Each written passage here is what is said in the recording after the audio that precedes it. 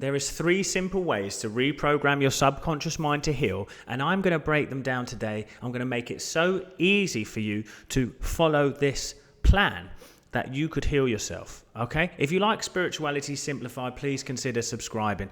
We are jumping straight into this, guys. 3 ways to reprogram your subconscious mind. Let's go straight into it. Number 1. Let's get straight to number 1. You need to master your emotions.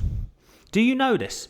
I teach people inner peace in the chaos of life, and it's mastering your emotions. Not many people talk about that. They talk about elevating the emotions, directing the emotions, doing this. I'm talking about just mastering them so you can come to a state of being of peace, clarity, flow. Why does that work? Well, let's think about it, okay? If you are always jumping from emotion to emotion to emotion, you are never making decisions with clarity, my friends. That's what I'm trying to say. There's no clarity in your decision making. You cannot focus on one idea for long enough because you're reacting. I think the best advice I've ever had or taken on and lived by is your reactions make you sick. Your reactions are making you poor. Your reactions are making you lose the love of your life. You're overreactive, you're over-responsive, you're making a god of reality too much. That's what not mastering your emotions does. You make a god of reality. You make a god of circumstance. But we know this from what I've told you before, that there is only one true healing power, one true creative power. And when you make a god of anything else, you deny that power. You deny that power. And when you deny that power, you block that power. That's what I'm trying to say. So it's the key is mastering the emotions. But this isn't just one of those videos where I'm just going to tell you. How do you do it? Well, you have to start to become aware. You see, your emotions aren't you. This is the biggest part of it. Everyone's like, oh, I feel like this. No, you don't feel anything. You are the one who notices the feeling. You are the one who notices the feeling because you are not the feeling. I talk about this in my Letting Go course, guys. And just breaking the video slightly, I'm going away for a week's holiday. I usually record at least a couple of videos and put the content out there for the week. I'm just not doing it this time, so we're taking a break. So really taking this video, apply it for the next week. Come back to my next video when I come back and let me see how it's helped you, okay? So master the emotions. Recognize your reactions. Start to notice your reactions to the things that you want to change. If you're trying to heal, notice your reactions to your symptoms. Notice your reactions to how people talk to you. Notice how you look at yourself in the mirror and those reactions to that. If you are trying to manifest wealth, notice how your reactions to spending money. Notice your reactions to receiving gifts. Notice these things. This is your body or your subconscious mind through the body is telling you what it really believes. That's how you know where you're really at, because I'm so reactive to that. I obviously don't believe in health then. I obviously don't believe in my healing yet because I'm too reactive to circumstance. That's step 1. Step 2 is you start to relax as you release it. You find that balance point, that peace, okay? Because you're no longer being controlled by reactions or emotions. Now from here is where you want to imply a new idea through affirmation, prayer, or visualization. There's 3 ways, okay? In that moment of peace, your subconscious mind is not going to ever deny what you say because it's no longer in an emotional reactive state. How many of you have said, I'm healthy, and they go, no, you're not.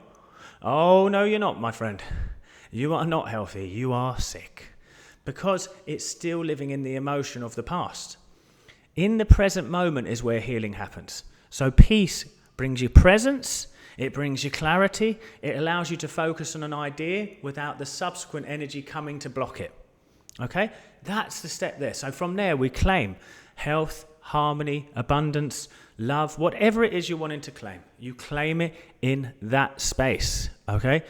From there, you are going to do that regularly, systematically. You're going to do it until you feel at peace with life. Currently, my life is flowing, so I don't do it all the time because I'm not reacting to life. I'm riding the wave of life at the moment.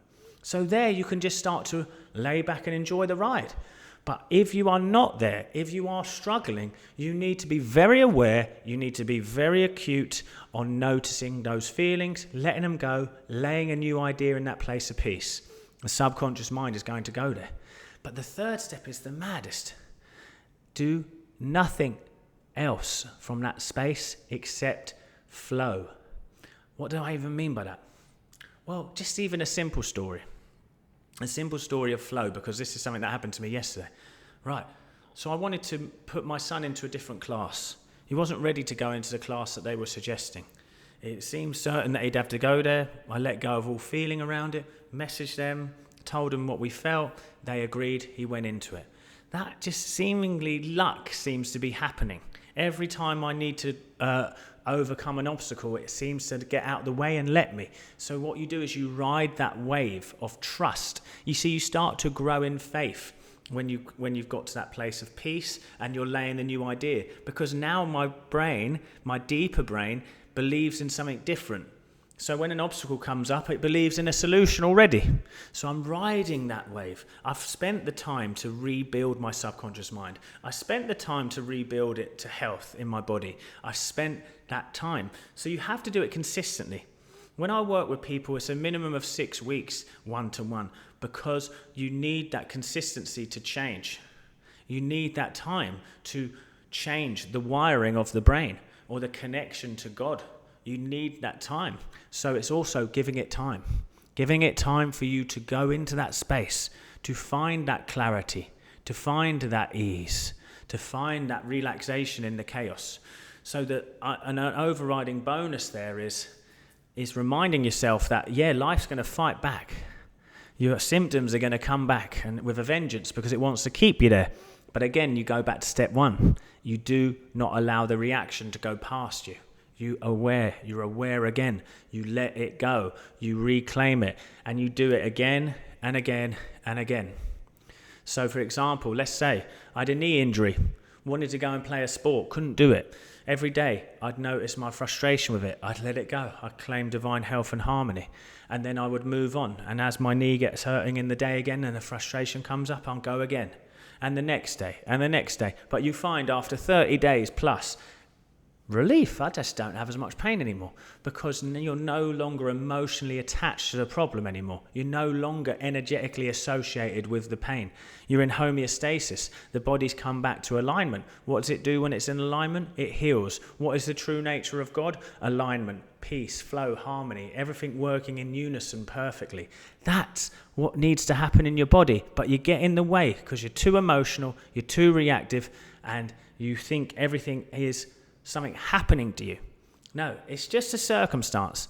Everything without emotion is just circumstantial. And everything that is circumstantial has a solution.